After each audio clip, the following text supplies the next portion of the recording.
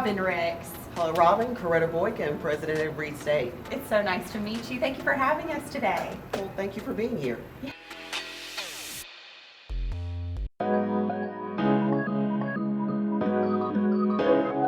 Good afternoon, Dr. Boykin. It's such a pleasure to be here with you today at Reid State Technical College. Thank you so much for having us.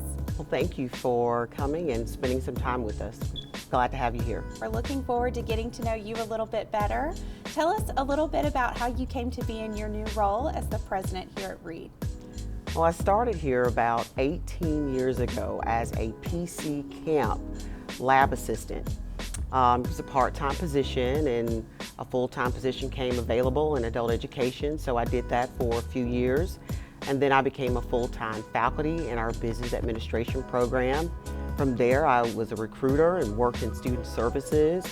From there, I went on to institutional effectiveness, working with accreditation, grant writing, and then from there to the Dean of Instruction and Workforce Development. So I've had an extensive time here in education, and when this opportunity became available, I was glad to be able to apply for it and be able to serve not only just the students and the faculty and staff here in this role and capacity, but also serve our community in a different way and be able to truly support all that we do with industry and workforce development in our area. I'm really interested to hear you talk about kind of your background and working in the workforce development space and representing your college in that way. How do you think that informs your role as the president as you move forward? Well, I think that it's vital to what we do. You know, we have to have industry input. We have to have strong relationship with industry in order to remain relevant, in order to meet the needs of workforce development, in order to help our small rural communities as well as surrounding communities develop and grow. So we're currently accredited by the Council on Occupational Education. And so one of the things that they require is that we select a team of individuals to serve for each program as occupational advisors. So these individuals have to be working within our service area. That's one of the vital, important things that they require. But also, they have to be in a position where they can hire. So we have to have their input on a regular basis. It's mandated not just by the accreditation, but in what we do here at Reid State to give us regular input on workforce development, things that are going on, changes, updates within their industry, within the company. So it's very important to have workforce development input here at this institution. You've talked a little bit about some of the engagement that you already have with industry partners and in manufacturing. How important is that to the success of Reid State in the future? So if we're going to continue to develop and grow, you know, it's important for us to be in tune with what's going on in our communities, what's going on in workforce development, what's going on in economic development as well. So we have developed a partnership with the local economic development authorities within our service area. Many of them serve on institutional occupational advisory committees, serving on our foundation boards.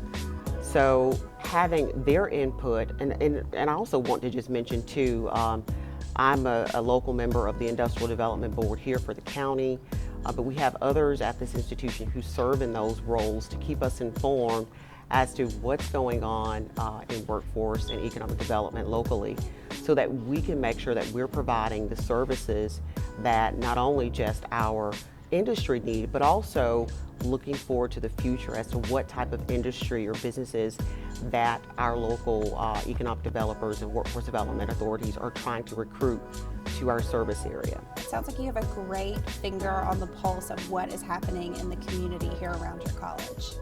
Yes, we definitely want to stay in tune and keep those relationships strong.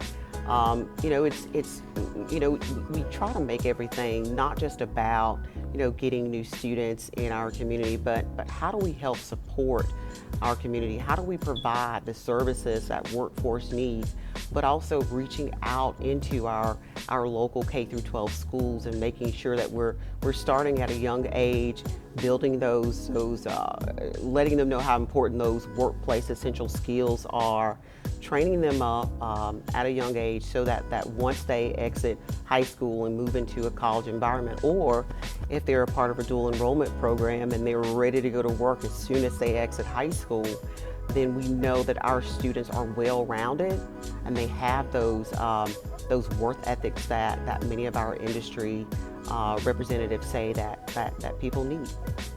You mentioned, kind of training people up at a young age and exposing students early to opportunities in business and industry in your community. Talk to me a little bit about the programs that you have here that really relate to the manufacturing industry. You guys have a really strong welding program and industrial electronics. Yes, is that correct? yes. Our industrial electricity program is extremely important to the manufacturers in our local area. But also we've built a new apprenticeship with Liberty Oil Field Services, which is a national company who also recruits our students. We just recently this summer had 3 students to go to work for them full time, and then we have 3 students who are apprentices. So they got started for the summer semester, so we are extremely excited about that. We also are closing up another apprenticeship opportunity for students with Coastal Forest Products, which is located about 15 or 20 minutes away from here. And we have one that's located, an apprenticeship right now, partnership with 10X company that's located right here in Evergreen. So there's a lot of interest in what we do, not just from a high school level, but also through the industry located within our service area. I also want to mention too about what we do on the healthcare side, because we got industrial electronics who works closely with manufacturing. We have our welding program who also works closely with manufacturing. Our instructors have a great relationship with these companies. But we also on the healthcare side bringing in a lot of those companies that have had dire needs, especially during the pandemic. So we definitely have close relationships with all of the industry within our area. So we've talked a lot about how your relationships are really strong within the community and with your business and industry partners around the college. Where do you see your biggest area of opportunity to grow those relationships? What are you looking to see in the future? Well, hopefully we can definitely continue to expand apprenticeship opportunities for our local industry, for our programs to build stronger dual enrollment programs and expand those dual enrollment programs, not just in manufacturing, but also in the healthcare realm. One of the benefits of dual enrollment is the opportunity to earn the additional industry recognized credentials. The college has most recently secured some additional grant funds to be able to purchase Snap-on certification equipment. This equipment will provide students through dual enrollment as well as traditional students with some industry recognized credentials. So we're really excited about that opportunity, that the instructors, once certified, they'll be able to provide unlimited number of certifications to students who complete all of the required training. If we can stay focused on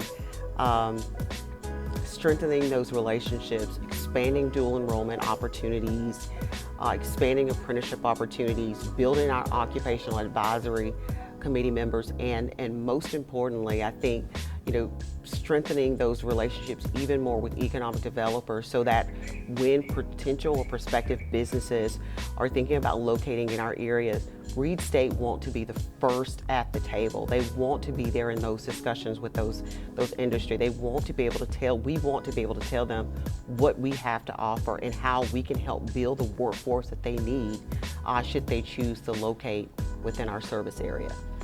Well, what an exciting time here at Reid State Technical College. It's been such a pleasure to get to know you and to spend some time here on your campus today. Thank you again for having us, and we look forward at Manufacture Alabama to working with you long into the future. Well, thank you. Thank you for having me.